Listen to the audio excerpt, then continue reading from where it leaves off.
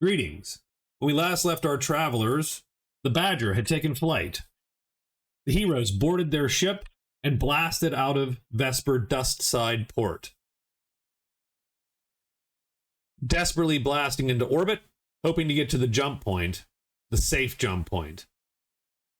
The heroes were intercepted by the VRN Intrepid, a 400-ton blockade patrol frigate that had 2 guns and a sandcaster. And fortunately, one turret was not operational because that one would have been the missile, and that would have been bad. But I'm sorry, I jumped out of dramatic voice there for a second. The Intrepid intercepted them, fired upon them. They had to make a risky 10 diameter jump as opposed to the 100 diameter jump. And they did so. They made it to no more. The ship, the Intrepid did hit them, but it did only minor damage, scraping the paint, as we say. They will have to get that fixed at some point, but it is certainly not critical. They spent the next 18 or so days traveling from Vespor to Nomer, Nomer to Valiant, and then Valiant to Sunder. They had to refuel and bleed the drives here in Valiant. And they did so. And then now they're making the relatively leisurely jump into Sunder. So as we focus back in on our crew, the crew of the Badger, they have just arrived in Sunder. And first order of business would be to just listen and look around to see, where you ended up and where you ended up in system, to see if there are any navigation beacons operational that will then tell you where you are and relative to them. Decide if you're in a safe position to turn your transponder on or not. And, if there's any ships around, etc. So as we start, they've just come into Sunder, as far as they can tell. They do their various scans. And these are passive scans. They are not broadcasting any radio signals right now, aside from what they normally broadcast just by existing and by operating. But they're not going active sensors or anything. And their transponder probably isn't on yet. They probably keep the transponder off until they're sure they're not, in the midst of some hostile ships. As they do that, the first thing they're going to hear is, or read, I don't know, probably read, but we'll see. I mean, maybe you know what? Maybe it's radio. Maybe it comes over sound. And so it's Imperial Scout Service Navigation Beacon. Welcome to Sunder. To avoid hostile encounters, Sunder Port Authority recommends all incoming traffic plot their detransit as close as possible to the safe point of your final destination. Also, please make sure your transponder is broadcasting before making any in-system maneuvers. Thank you. Sunder Port Authority would like to remind all captains that, due to navigational hazards, the asteroid belt at S4 is off-limits. Please modify your flight plans to include a minimum 250 million meter deviation from the orbital plane. Thank you. Sponsored message. In these difficult times, your partners at GalBank want you to know that we are still here to assist you with all of your financial needs. From your first home to your first starship, GalBank is here to help. Schedule a call with your local GalBank representative today. Encoded message for transponder NTS 4092, handle Badger. A friendly message from GalBank. We appreciate you choosing GalBank to finance your recent purchase. Our records indicate that you have a payment coming up in 30 days. Due to delays in communications, our records may be out of date. If you've already made your upcoming payment, thank you. If you have not, you can make your payment of 124,458 credits at any GalBank kiosk or at the office of any GalBank agent. GalBank, here for the long haul. At that, Lars looks up from his piloting console and says, "You know, you can't let something like a galactic civil war get in the way of some good old-fashioned usury." Welcome to episode 4, Good Old-Fashioned Usury.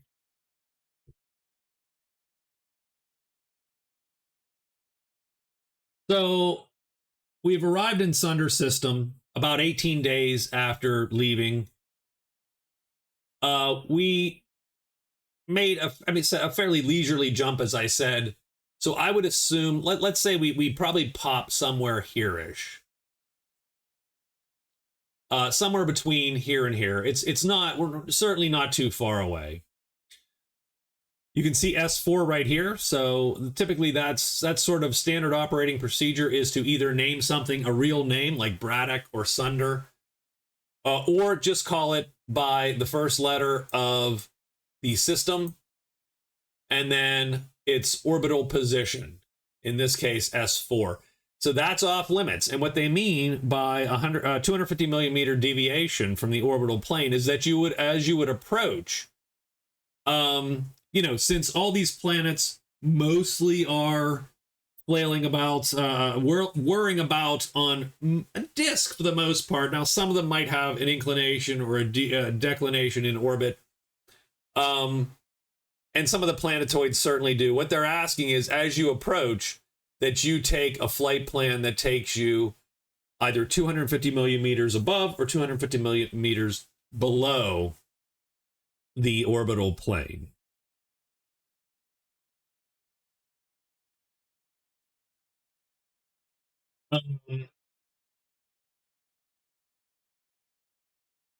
Probably they would orient the ship, they would orient the ship what is called core up.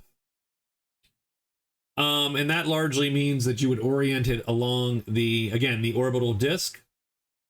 And that if there is a way to determine which of the directions, up or down, quote unquote, is pointing toward the galactic core, that's the one that's up. Otherwise, the navigation beacon would have just an arbitrary, right? It would just say, this way is up, guys. So you can orient yourself up. And the only reason to do that is so that everybody can agree on, essentially, directions. Typically, it would be, probably, I would say,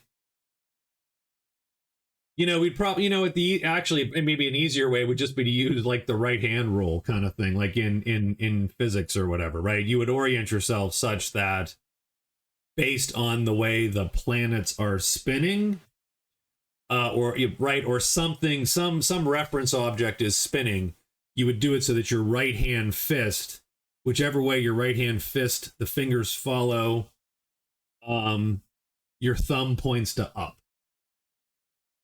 So if the planets are spinning clockwise as per your, thought process, you would be essentially pointing down. So you would be, making them go counterclockwise as per your, either way, I don't really care. That's not important. But there would be a standard for what way is quote unquote up. And then things like docking ports and, right, all those would be oriented in such a way that, that everybody would know sort of what to do sort of by default, right?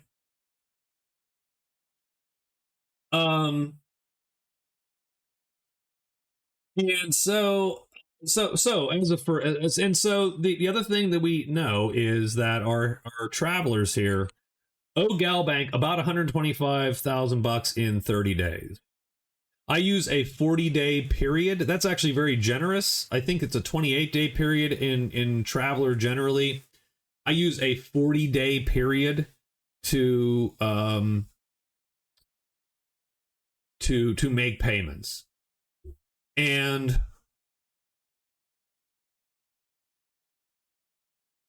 that's largely just because it's largely just for make even numbers. 28 days really sucks in terms of making numbers even. So I have essentially 400 days a year, 40 days done.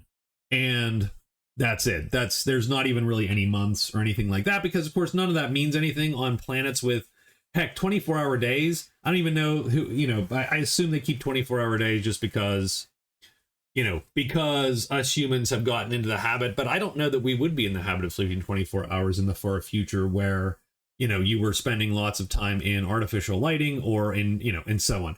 That's neither here nor there. For simplicity's sake, 24-hour days, 60 seconds, 60 minutes, and so on and so forth.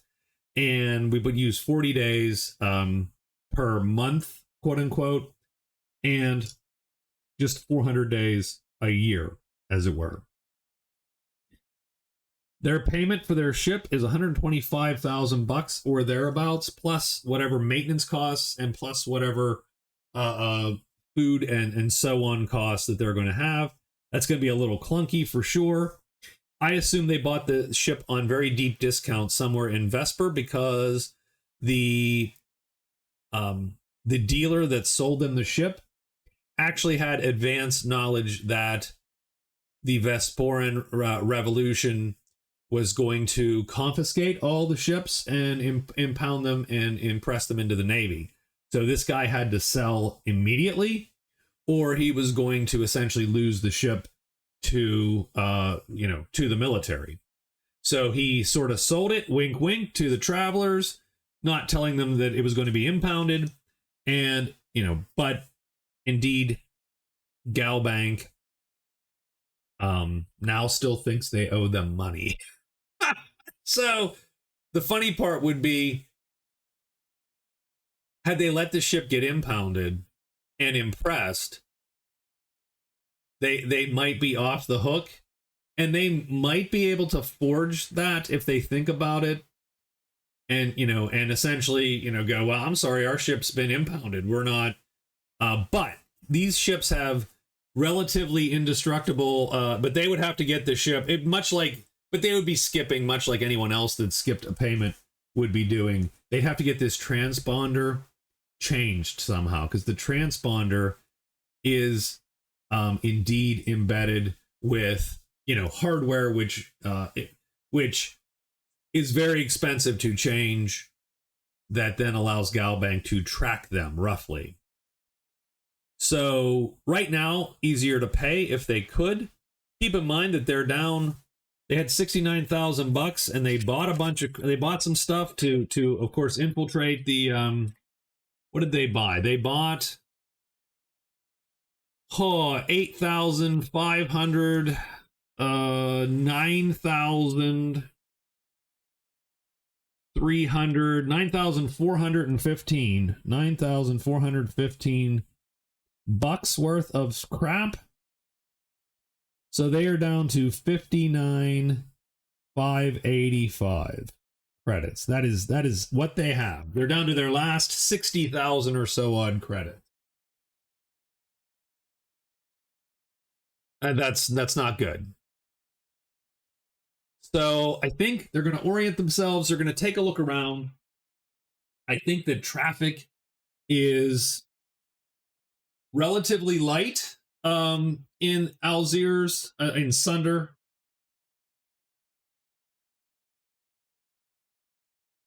But looks rather innocuous.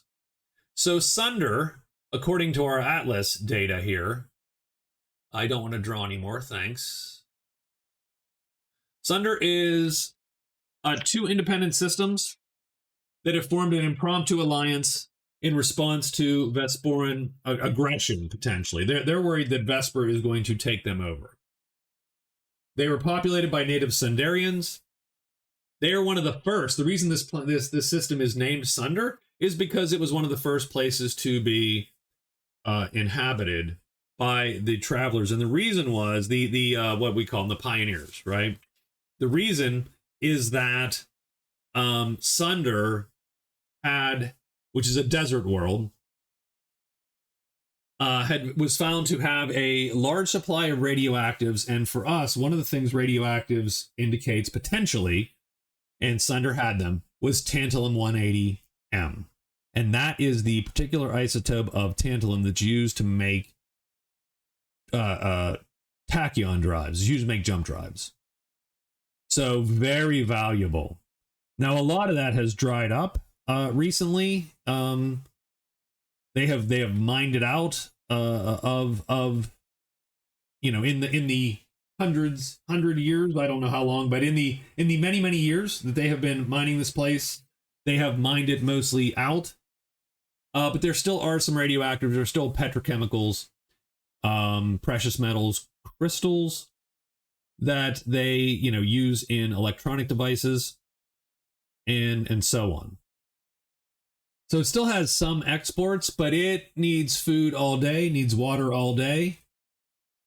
And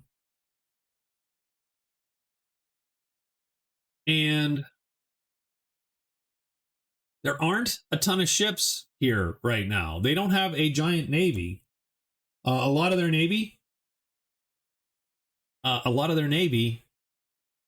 was sent to go fight either in an attempt to stop the revolution or an attempt to head back to end the Civil War, right? So a lot of the ships are gone. They have a decent enough starport. So Sunder has 2 ports. It has a starside port and a dirt side port. The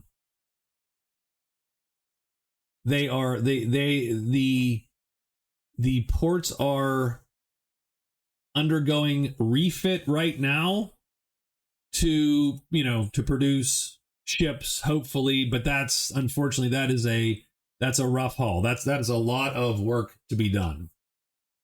So right now the Sunder folks are really worried about what's going to happen in the next few months, the next few years, as Vesper sort of flexes its muscle with the light cruiser, the Just Hammer, and all of the support ships that they have captured. And they might be eyeing up Sunder's port because they don't have a good port to keep these ships up. So we'll see. But right now, Sunder and Algiers have formed a makeshift alliance, and they're really trying to get a few more folks together in their alliance. They are not impounding ships. They're not impressing ships.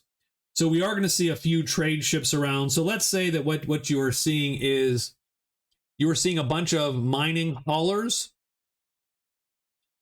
traverse the system because a lot of these planets have mining operations on them. You might see maybe a couple ships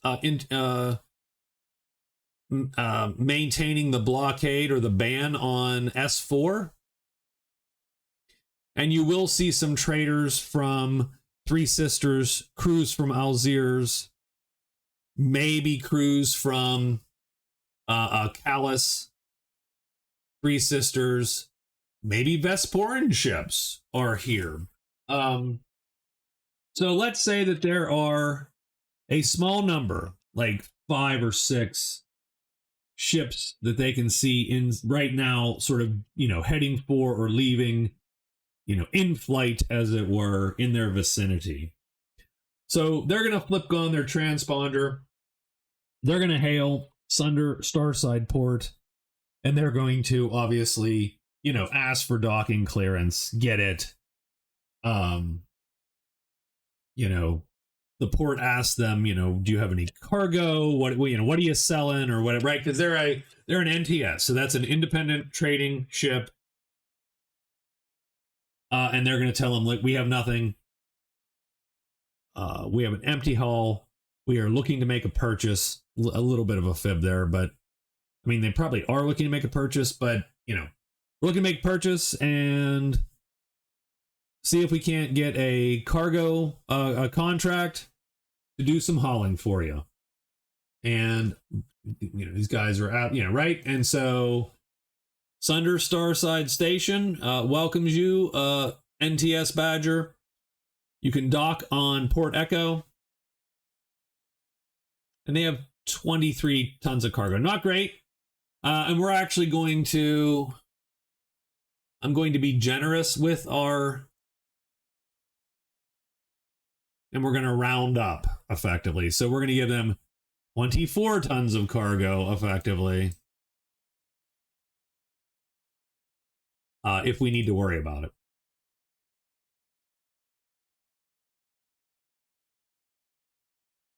So I will worry about costs and so on of fuel, etc., and the minor repair. We probably won't get anything repaired. We probably are focused entirely on making that money, right?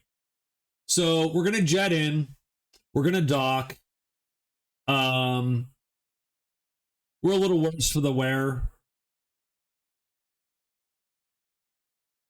A tiny bit worse for the wear here. In our after our. I mean, we cleaned up obviously, but I think so. So I think they jet in. They're gonna dock, and I think at some point Zach realizes, like, I don't know, maybe Lars is gives him a hey, what's the plan? And Zach looks up and realizes, oh crap, everyone is looking at him to make a decision. Like, you know what I mean? Like, and he is, again, I think he's weirdly the de facto captain only because, right, just because he runs that tactical station, right? And because he's sort of a weird, almost a little bit of a, not military genius per se, but a little bit of that, in the sense of him taking to the starship commands so readily in combat. But again, he's not not at all suited for any of that, frankly, and has no experience. But I think what he's going to tell him, though, but so he's sort of there's an uncomfortable moment. But he's going to look at Parker and Thomas and Lars and tell them, why don't we look? It's been a long trip and weirdly tense. Why don't we take one day? We'll take one day, one night, a little bit of R&R, a little bit of shore leave, and then the next day, though, we need to hit the ground running, and we need to find a way to make this 125,000. And I think everybody nods their heads, and they're out and about. So the starport, it's class B, so it has a little bit of luxury, but I think it's right. I think it actually is a little bit downgraded, because half of it is cut off, half of it is being refurbished, and or used to build. So I don't know that the players, the characters would know this, but they might hear it out and about. So the answer right now to their ship problem is they have a lot of mining haulers that go back and forth between either the belts or these outer planets and so on, and go back in, and they have like modular cargo tacked on to frames. And so I think they are, and they do not have a starbase that is able to build a big ship. So they have nothing. So what they're going to do is they might only be able to build like 400-ton hulls or something. So what they're doing is they're trying to refit the idea of that modular freighter into a modular patrol ship or a modular warship, so that they can build a 400, 800, or 1,200-ton gunboat by essentially stitching together these modules. And that's what the Sunder Starside port is sort of doing. Half of it is still servicing incoming ships, because you have to keep sort of commerce flowing, and so on. And I think the PCs will stay currently in the Starside port. There are still a couple hotels. There is a bar, and there's the hotel bars, of course. There is maybe some light entertainment up here that they might be able to partake in, and of course there's a lot of the services for cargo loading, offloading, repairs, etc. There's still a tiny bit of that to be done here, though anything major might have to go down to the downport since it is not being desperately remachined. So our crew is going to remain in the orbital port up in Sunder. There's little luxury, but there is, hotels, etc. I would say that they probably do score themselves a cheap, man. I mean, they really need to save a little bit of cash, of course, but I don't know if $100 right now is. I always figured that a credit. So if a Marine makes 1,000 credits a month, I always pretend that a credit is like $4 in my head. And then go, like a Marine would make 48,000, like a Marine on a ship, like just a normal trader ship, not a Marine on on combat duty. I think there'd be combat pay, but I just think a Marine on just protective guard duty on a ship, he makes 1,000 credits a month. That $48,000 an Earth year seems like that would work. Having said that, I screwed up the months, so it would actually be a tiny bit more per so so I've ruined the math of the game is what I've done. Damn it.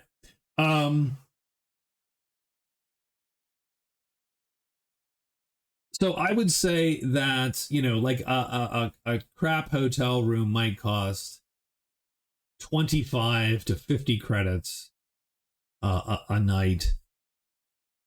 So maybe they can get, 150 credits between them, right? That kind of thing.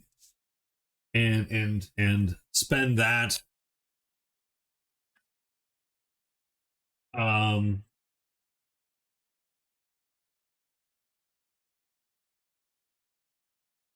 Plus food, plus drinks. Oh God, right? That's going to cost them. Let's say it costs them a good $500.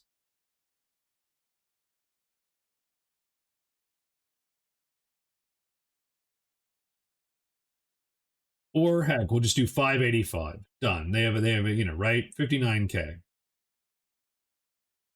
That's what they have. So they head out. They're probably, and we're not going to go over each of their evenings or whatever for sure, but we will, right? So I think they head to, they head to the bar, maybe together, maybe, separately. Maybe some of them are like, yeah, I'm going to head up to my room and hang out for a little bit, and then maybe I'll come down and join you, that kind of thing, right? I'm going to say that Lars for sure goes.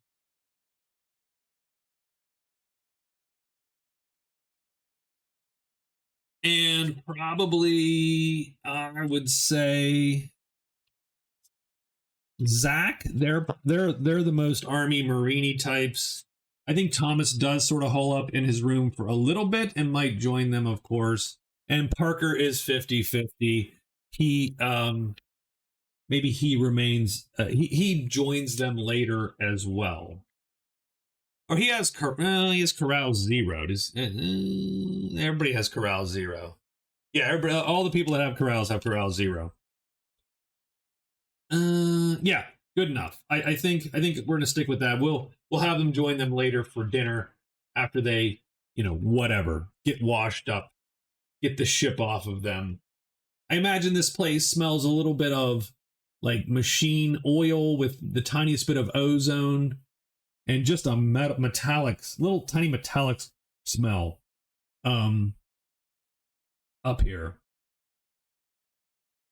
And you can probably vaguely hear the sound of work being done, right? as there's always work being done. And there's kiosks in the there's a GalBank kiosk, as a for instance. And um so we head to the bar, probably.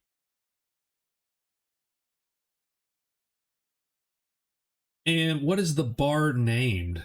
Oh, you know what it's named? Oh, I know. I know what it's named. I know what it's named. It's named the Garage.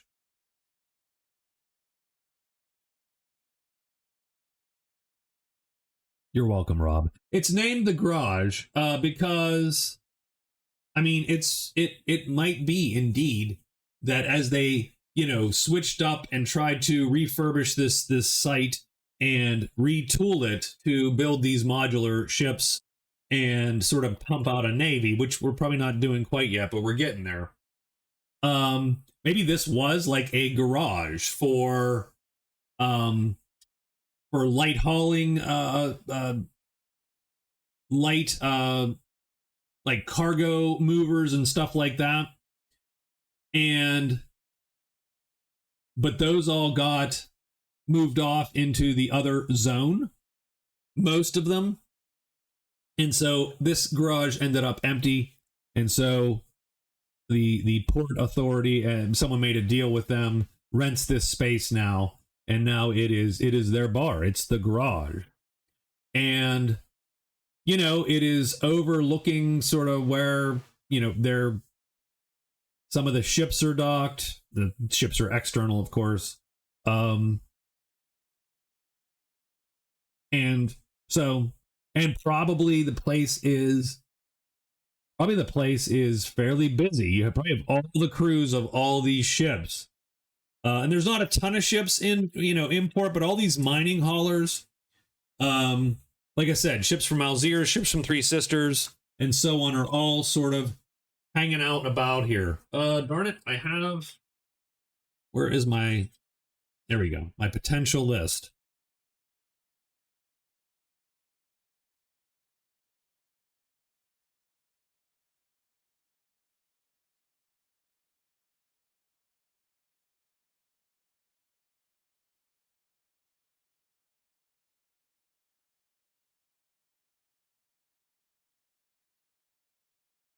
I did take a picture off of, now this isn't, probably is a little too fancy for this sky side port. This is off of, oh God, one of the books, the Traveler Third Imperium books.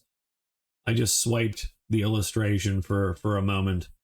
Um, right, just to give you that feeling of orbiting high above the planet, and docking with the upport. Now this, I don't know if this is like it looks very carrier-esque or something, but I'm gonna pretend it's a starport. Done. Done. Um, do I have another starport? This is more ground bound though. Give me 1 second. I'll give you the other starport. And this is from the old Traveler book, so I love this one. Love this one.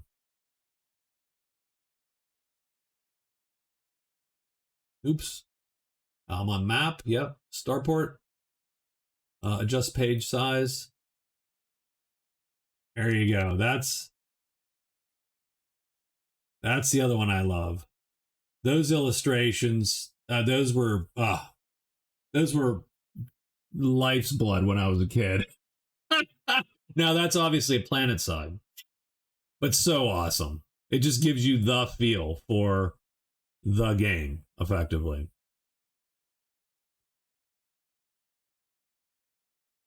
So I need to roll a couple. I do need to roll 1, 2, 3, 4, 5, 6, 7, 8, 9, 10. We'll roll some d12s. We're gonna roll a couple d12s here.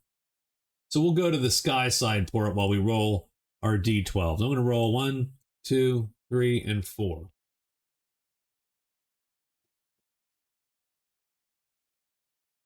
Oh my. Okay, that's interesting. I think maybe.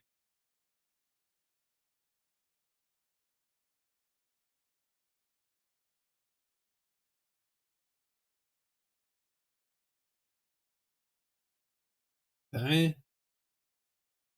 And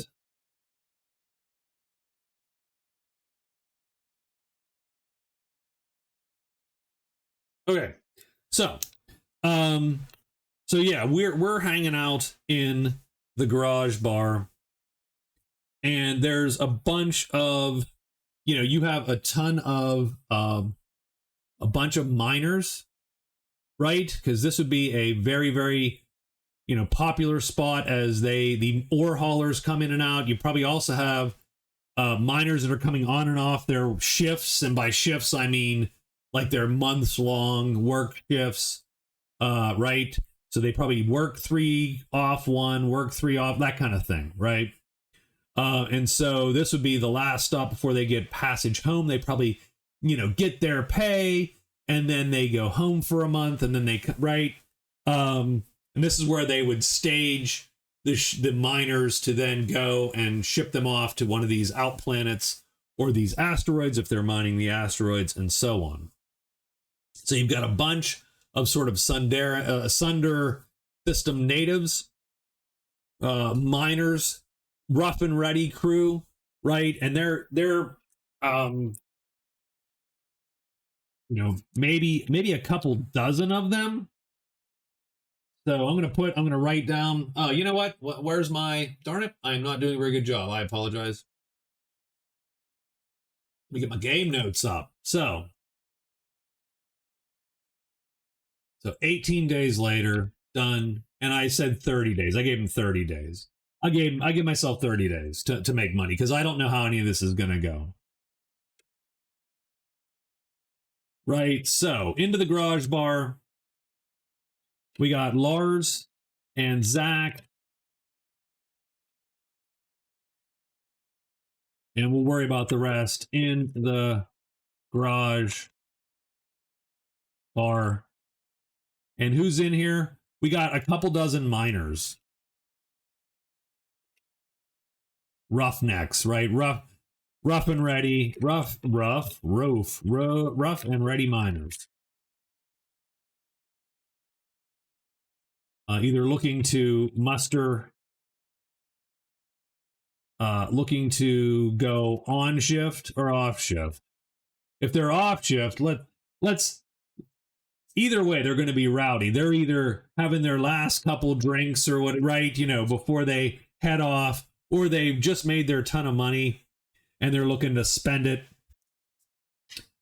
Maybe it's 50-50. There you go. They're looking to go on shift or off shift.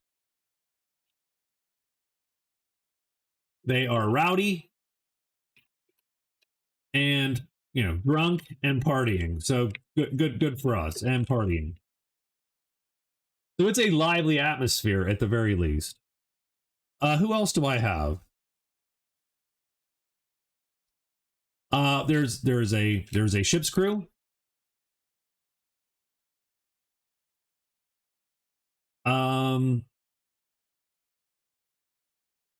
And I don't know. So we'll have to. So there is a ship's crew. The ship's crew is 8 people.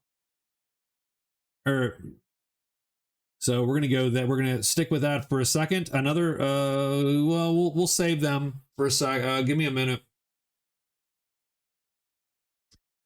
There is a lone old timer in a corner.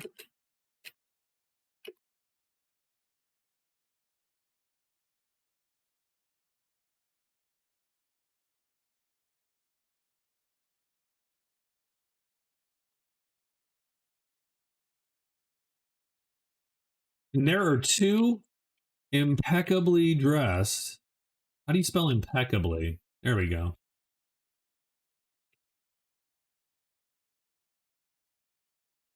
Impeccably dressed people. 1 man, 1 woman. But the clothing is odd.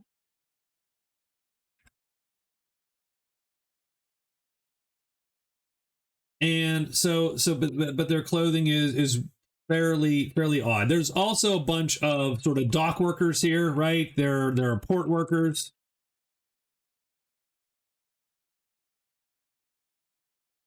And we'll put 1 more ship's crew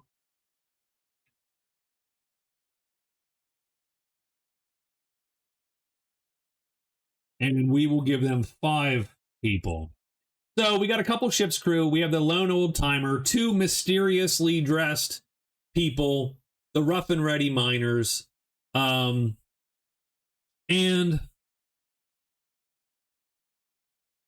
I do think that our, I think Zach feels.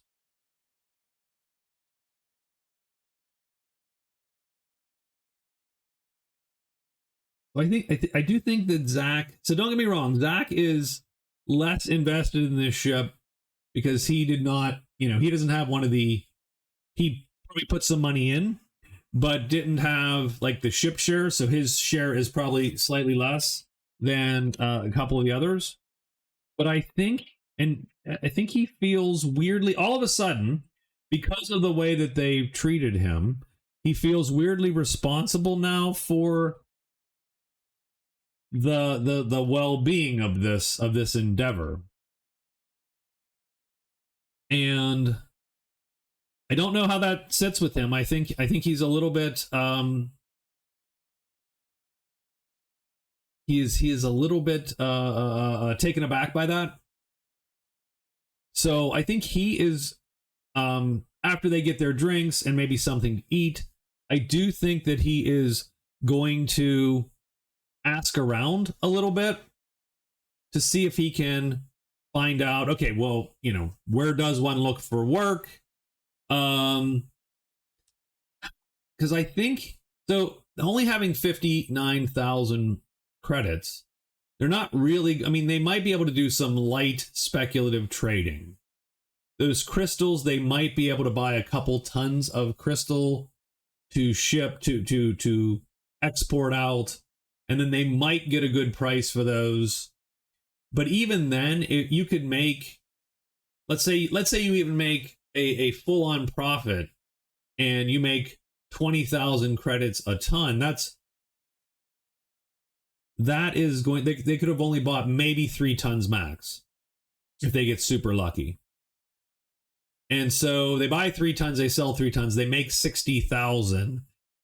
That almost gives them 120,000 credits. That's not going to be enough. And they might be able to do that maybe 2 times, jumping back and forth or whatever, maybe. But again, all that takes time to set up. They are probably looking for, so I suppose my point is, and shipping cargo is great.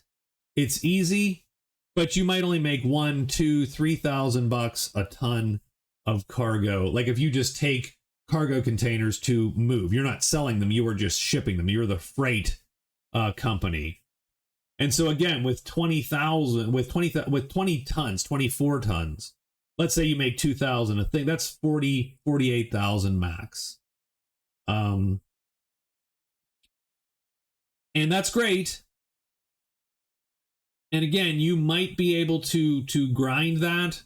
A, that's a boring game. B, it is also not, you might, it is not necessarily, true that you're going to make your money. And so I think what Zach thinks is he's a little concerned, and he is concerned that he is going to, so he's like, we need to find work. So he's even asking Lars, and he's like, well, so where do you think we find work around here? And I think Lars is like, come on, man. He almost, he puts his feet up or whatever, right? He punches him in the shoulder, not hard, right? But he gives him a little punch in the shoulder, and he puts his feet up. He's like, come on, man. I thought you said take one night and we'll hit the ground running tomorrow. And Zach's like, well, yeah, I know, but you got all these folks in the bar. There's got to be someone here that knows something that can help us.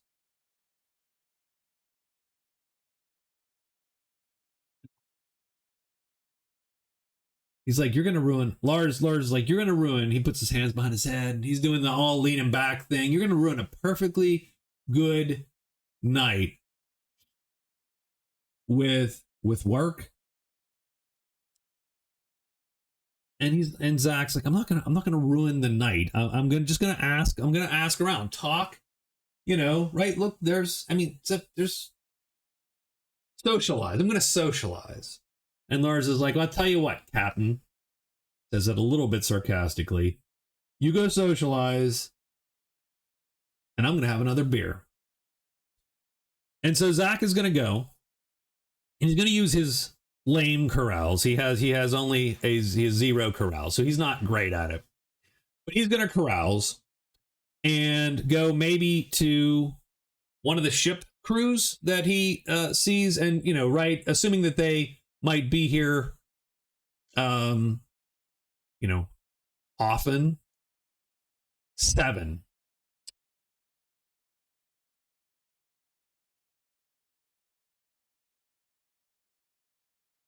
So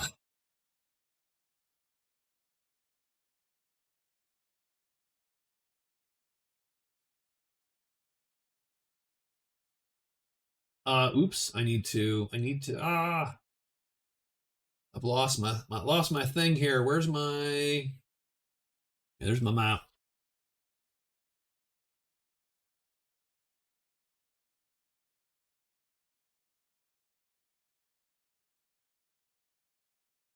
So he heads over to the 8-person. He heads over to the 8-person crew.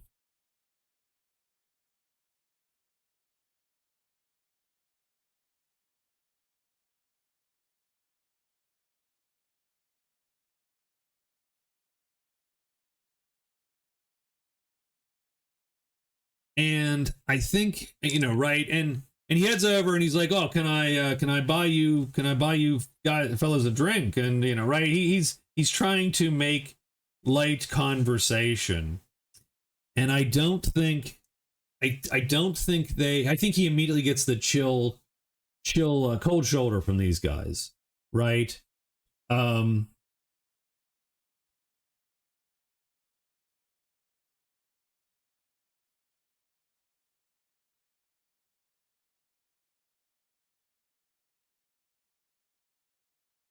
I think that they sort of, right? They give him a sideways look there, and I think he immediately gets the vibe. They shake their heads, right? Almost wave him off before he even gets to the table and can let out his sentence there. And they're like, "You look greener than the grass on Minos. Why don't you stick to your own?" And a couple of them elbow each other. What's with this guy, kind of thing. And I think he's going to sort of wave that one off. He's going to just leave leave them alone. That's not cool. Is sort of where he's at. So he heads back, and I will give him another roll, just to see if he can make up for his super awkwardness. And let's say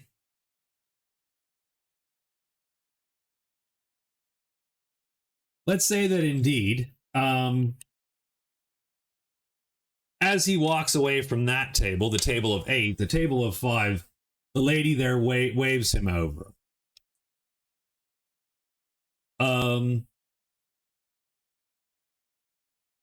And I should have wrote these guys' ages down or whatever, but this is a, in her 30s, late, early, probably late 30s, right? So she obviously has a history like these guys do.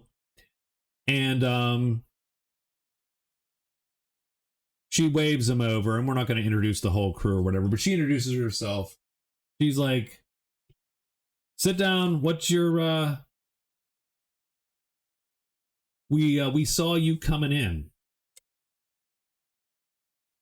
Which one of those is yours?" And she points out to the ships, and of course he tells her, we're the NTS Badger.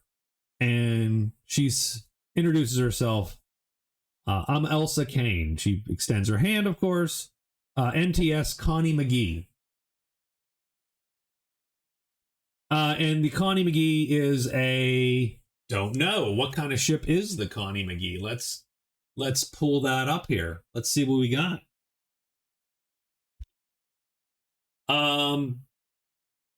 We'll say it is an Empress Morava class trader. So there you go. It's a 200-ton Empress class trader, 35.6 tons, which is good.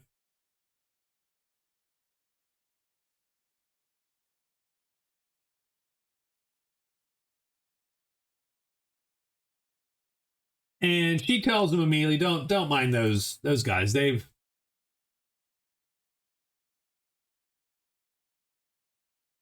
from the trade Minos Trade Federation, and they have no idea how to behave, how to act. So so they really keep to themselves, and come through her every few months, mostly keep to themselves. And don't they're always rude. They don't know how to behave. So you don't even bother with them. And he's like, well, where are you guys from? And she tells him that the Connie McGee hails from Algiers and essentially makes regular runs between here, Sunder, and then Hisbon. So it regularly makes sort of jumps between Sunder and then 1, 2, 3, 4, 5, 6 to Callus, and then 1, 2, 3, 4, 5, 6 to Hisbon, and largely is in the business of,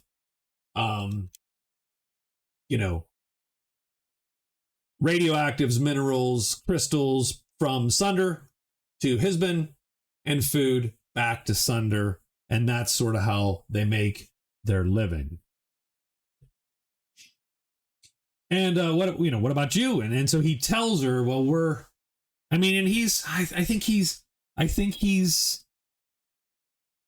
and she sort of rattles all that off, right? And so I think he's probably a little, I don't want you to say, not overwhelmed per se, but I think he doesn't feel the need to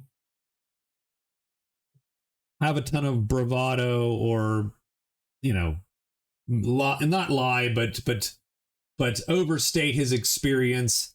He almost throws himself on the mercy of the court. He's like, look, we are, what he said is right. We are, well, I don't know how the grass looks on Minos, but we are green. Like we don't know I don't know the last thing about how we're going to make payment on this ship. We thought we were going to get some hauling gigs, but we had to flee Vesper in a rush. And so we're here with an empty hold and 30 days left to make payment. And she she laughs. Sorry, that's not funny. But look, we've all been there. We've all been there, Zach, right? I mean, she doesn't call him kid. He's probably not that young compared to her. I don't how old is that? I really, really needed to. I feel bad that I'm a bad GM. I'm a bad solo player. I do not have all this. I did not put all this information down. Ours is 42. Zach is 34. So you know what? She does call him kid. He is the kid of that crew. We've all been there, kid. We've all been with our backs against the wall to make payment. I don't know how you're gonna. I don't know how you. I mean, you could just start hauling between Sunder and Algiers, and you might do okay, but you might not. There are some months that works, and some months that goes dry. Does she have a contact for him who might be able to slide him work? I'm going to go 50-50 on that. 7. He's like, look, if it comes down to it, I know a guy. Down on dirt side, he can give you maybe an inside track on a couple contract jobs. Mostly legit. She winks.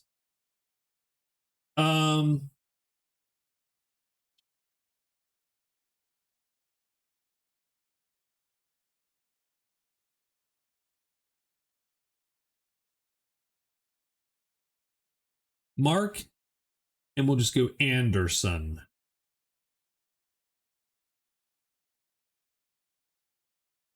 Dirt side, Sunder,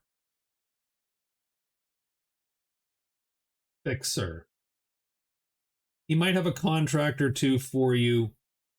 You know, probably special cargo. You might have to travel back through, you know, some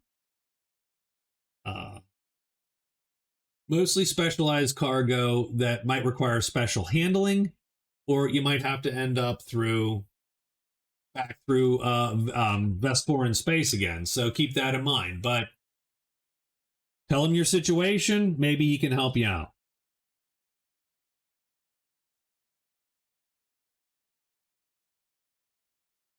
And I think Zach's like, yeah, I mean that's great, thanks, right? I mean he buys her a drink or whatever, right? Or the crew a drink. They chat for a bit. Elsa asks him about the escape. And right, that sounds sort of exciting. So he tells the story, so that's sort of fun.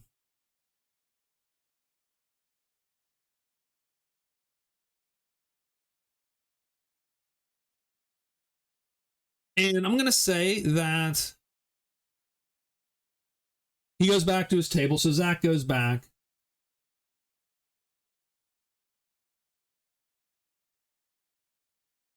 Lars is still there, but now we'll say that, Parker has joined them.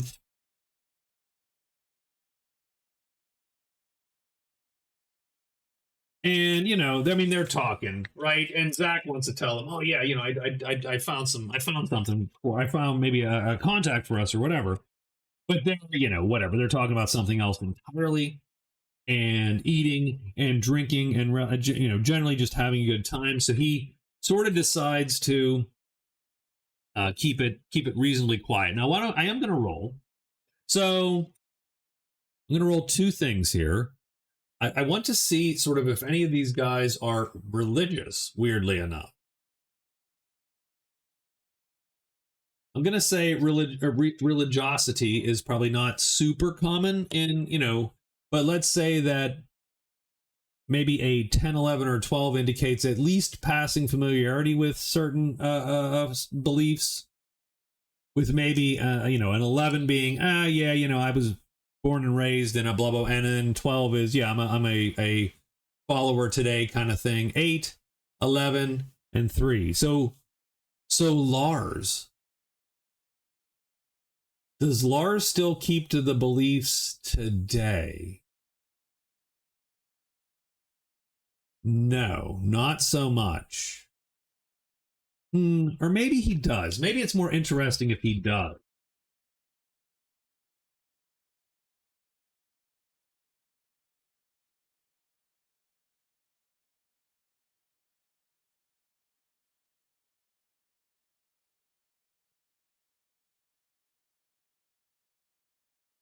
So he goes, and Parker's there, and Lars isn't there.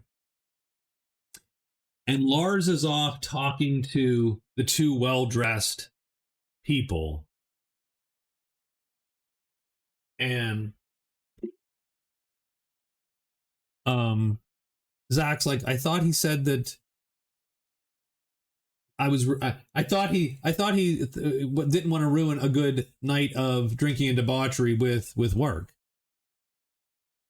And Parker, I think, shrugs and goes, it's some kind of church thing. Oh. And I don't know if it came up before, like whether he believed or not. I don't know, but it might have. Like, do they know 50-50? They've been around each other for a little bit. 50-50, No, they don't. It's one of those things that's never come up at all. Lars is obviously very internal, right? With that, he's very personal with that, and we'll get to that at some later moment. Um, a gentleman comes up and sits down. The old timer. Is it the old timer? I think it's the old timer. The old timer comes and sits down. So I do need to write a couple pieces on my game notes here. Let me do that.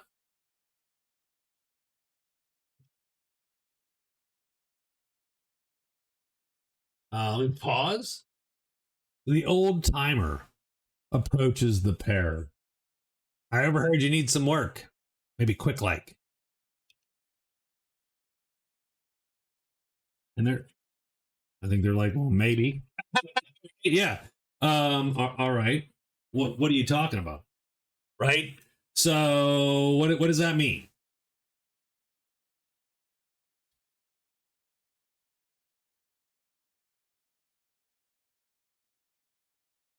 Name's Tom.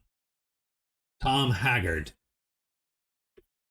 Tom Haggard. That is a terrible name. Um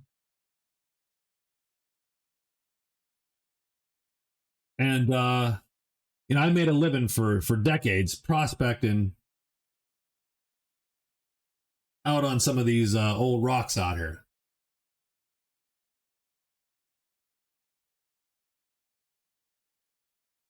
You ever hear of the big gold strike on, right on, well, let's see, where well, I which Sunder planet did he famously strike gold on?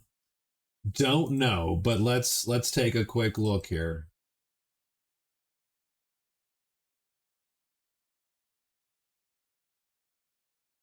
Oh, yeah, did you ever hear about the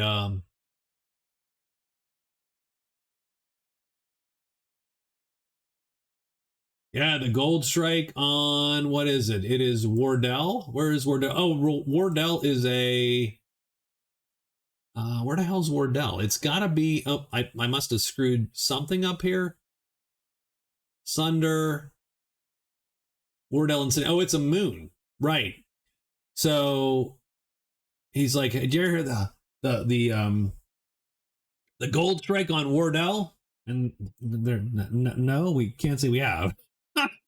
He's like, "Yeah, it was me. I found the gold first. I'm the one who um I set up the probes. I spotted the color. Yeah, it was me. I was first." Ah, yes. So, and I think Parker's like, Gold Strike. Wouldn't you be? Wouldn't you be rich? Because he's like, it was billions and billions of credits of gold. And so Parker goes, well, what? Wouldn't you be rich? Why are you, right? Why are you hanging out looking mostly unemployed and homeless at a garage bar? Um, and he's like, well, damn corporations stole it outright from under me. Stole it out from under me. Stole my claim, jumped my claim, used their damn legal bulldogs to take my gold right out from under me. Oh. Well, that's too bad. It's too bad, man, but what's that have to do with us? Well, they're about to do it again. Damn it. They're about to do it again, but I'm not going to let them.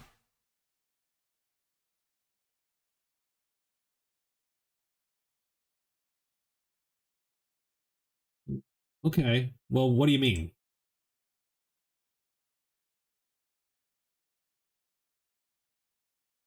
And let's see. So Hagrid has a story.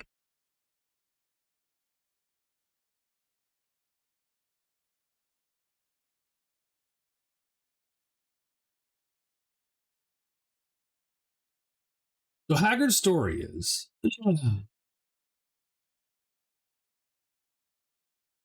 that he was so You know how they have that ban on S4? Group nods. Well, it hasn't been like that until relatively recently, just a few brief months ago. Okay. Yeah, some kind of navigation hazard. Oh, yeah. There's no navigation hazard. What? The rocks start shifting? No. They're spinning around the sun just like they were, just like they were yesterday and the day before and the year before that. There's no navigation hazard. Well, I saw in the news something about Imperial mines. There are no goddamn Imperial mines.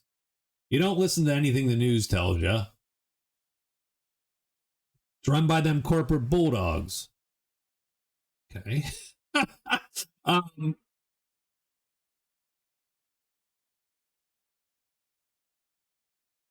I was in S4 before they closed it off. You see, most of S4 hadn't been surveyed. There was some unexploded ordnance in there from the early battles of the war. So when the war broke out, there were ships here, and there was a couple battles, and supposedly tons and tons of missiles were fired, and X of them didn't go off, and all around S4. Okay, so that, though, would make sense with the warning about the mines. Bullshit. We were in those belts. There was nothing floating around there that we couldn't have managed, that they couldn't have managed. All of a sudden, there's a navigation hazard.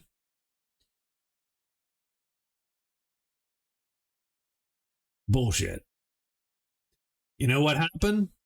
Okay, what happened, right? So they ask him what happened, and he tells them that as he was prospecting out there in S4, so he started the process. So they had just started to allow, they had cleared out whatever ordnance they think they had found, and they salvaged whatever they could of whatever military hardware was out there. And then they started opening up. So they could not get a good survey out there for quite a while. I mean, the planetoid belt is sparse, but there's there's a ton of rocks out there, but they're sparse. And with the ships that had fought and the hardware and the military ordnance and so on, they spent some time cleaning all that up, making sure that it was safe and that there was nothing, classified or dangerous or whatever that could fall into the wrong hands. That's all cleared up. They started giving away, they started selling claims or, like prospecting licenses for the belt. And so you had a bunch of prospectors that went out there and started looking, and they started to send their bits out and their probes out. And, a lot of that's done remote from probes. A lot of that is done with, but some of it is done actually on the surface of some of these bigger asteroids.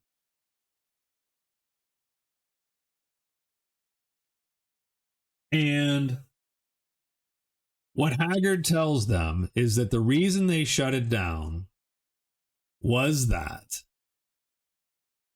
he got a bunch of anomalous. So he was on, he names the rock, right? It's S4 A162, whatever, right? It's his long string of syllables there. But I was on that rock on the surface. It's a big rock. So, and I don't own a ship, never have. Um,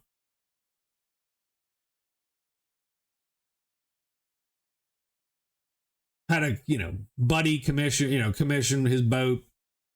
We popped out there, got into a synchronous vector with this rock, and I went down and I started planting my gear.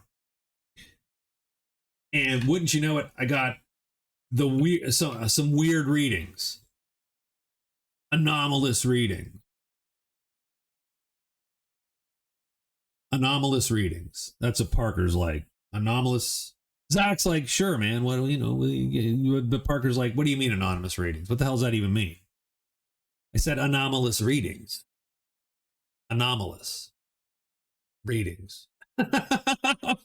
What kind of anomaly? What would do you have it? Do you have any speculation as to what those readings meant? Does the prospector know what the readings meant, or think he knows what the readings meant? I'm going to say mostly yes, probably so. He's like, well, I've seen those readings a couple times before.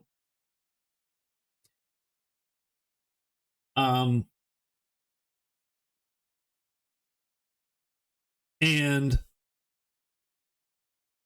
I think that they can only mean one thing. And that is that rock was chock full of tantalum 180. Now, again, remember, Sunder originally was settled for the tantalum 180. They are running out as far as they can tell. They haven't found any more. It may have indeed been speculated that tantalum 180 came from space, came from these asteroids. Who knows? But strikes in the past or whatnot. But that's what he says. He's like, I think it's tantalum 180. Well, why would they? So okay, so what does that mean? So as soon as, and I didn't think anything of it right away, so I just reported everything as usual. I came back to stake my claim, to turn that prospecting license into a full-fledged claim, pretty much. So I think you get a prospecting license, you get like a sector of the belt that you can putz around in, but there might be multiple prospectors there doing that same work. If you're the one that finds something, then you would record your claim and go, I want to claim, this is my and then you'd literally put something on there, and it would be a beacon and no one else would be able to touch that thing, right? And then you would come back out, follow the beacon, find your rock, and do your mining. Wouldn't you know it, that less than a week after that claim was recorded, that signal was recorded, they shut the place down, found some other ordinance, everything went away.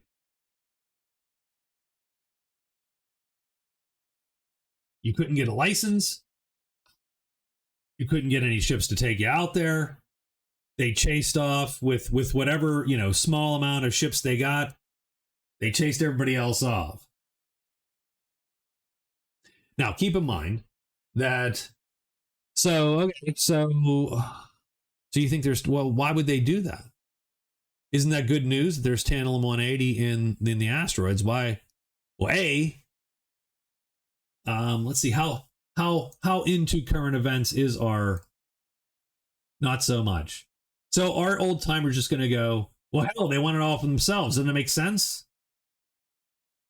They can't be selling me the claim and letting me get at that stuff. They want it all themselves for their new navy. They're running out on planet side. Those damn corporate bastards got a hold of the government, and they're going to take it all for themselves and leave me again billions. Damn it.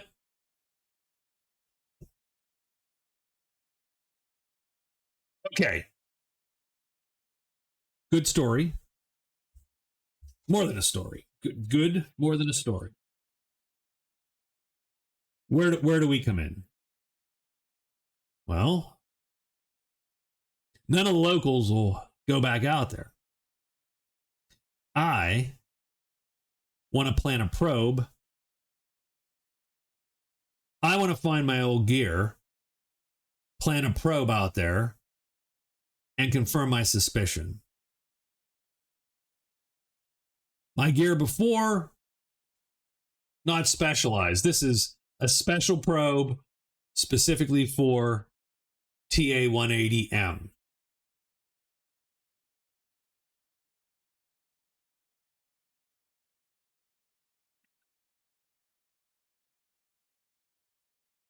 Well, that's great, but aren't they? I mean, you said they're chasing people out. I mean, aren't they just when the place is under interdict? How are we going to get in there? He's like, they don't have enough ships to maintain a blockade on that whole belt. That's crazy. They can barely. I mean, they have a handful of ships, literally a handful of ships. If we keep reasonably quiet, there's no way they're going to be able to tell. There's no possible way they're going to be able to tell that you heading from Sunder to S5 that we don't make a quick stop at S4. You jet out hard, start taking the angle that they want you to take, turn it in, go all quiet like low thrust. We can sneak right in there, plant the probe, get on out. What do you say?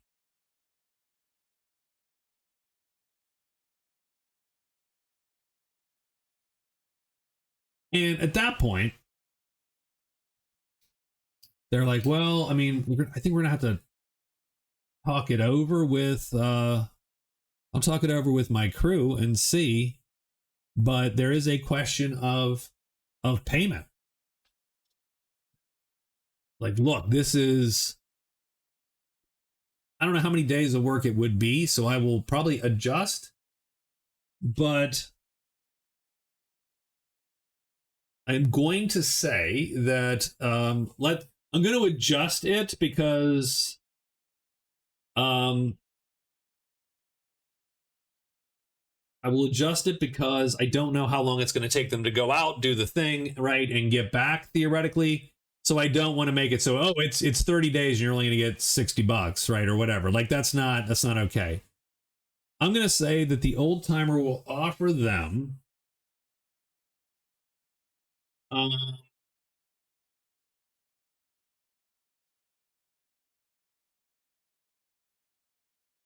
$50,000 credits for the run.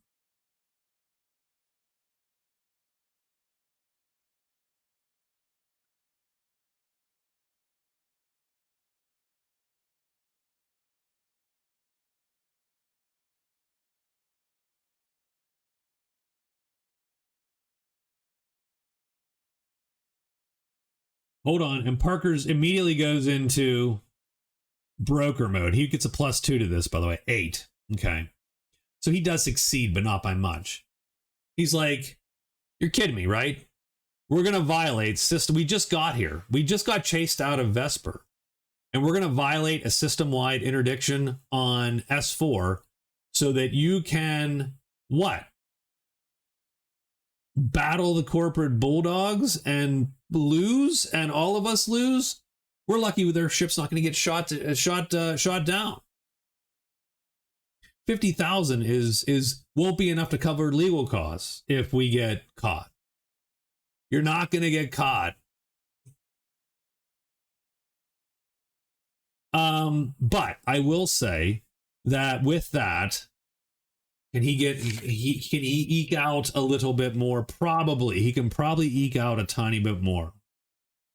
Let's say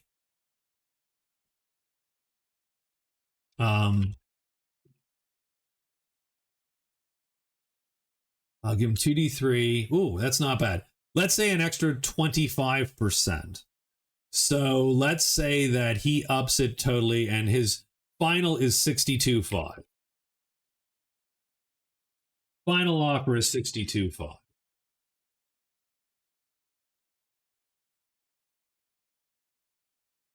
Damn, where's my game note? God, I am.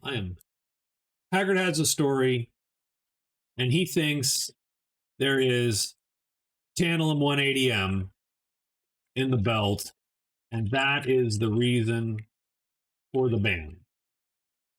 He is offering 50K, well, 62.5. We'll do the final price for the ship to take him out, sneak him out, really. Sneak him out to S4 and plant a probe.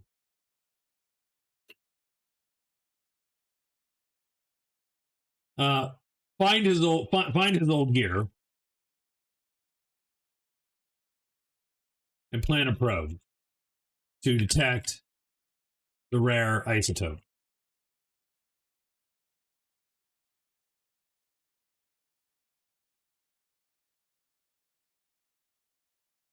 And at that time, so at that moment, before a decision can be made,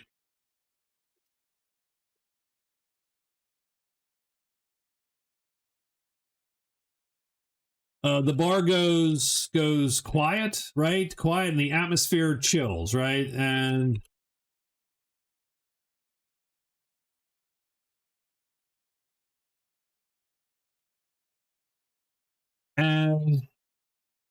a crew of a half dozen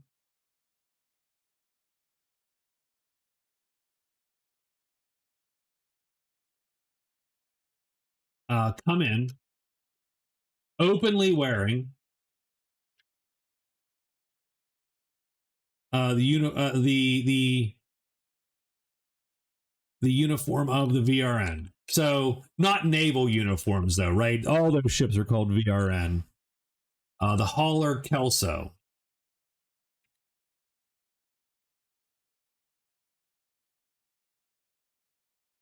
Wearing crew uniforms with the colors of the VRN, hauler Kelso. So they're a civilian crew. Not really. I mean, they're not. None of them are technically civilian crews because they've all been impressed. Quote unquote civilian crew, right? All those ships are.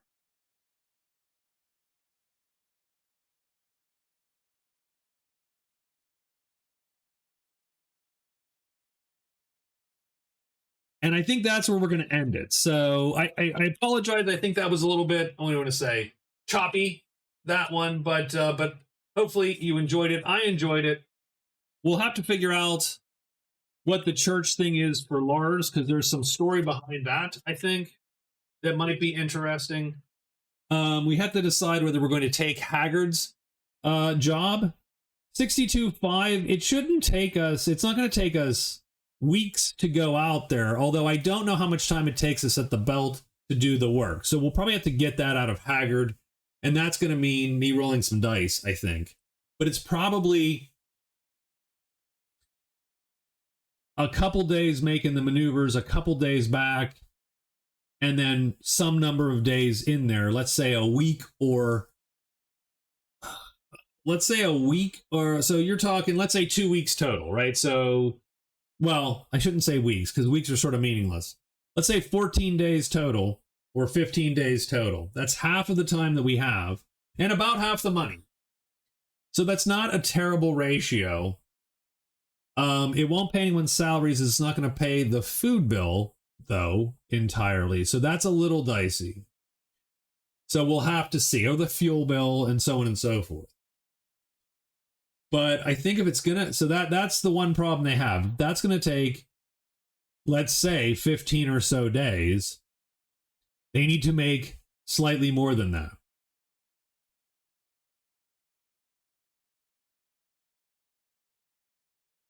So we'll see. We'll see what the final number ends up being, or if they just turn him down and go talk to the other guy.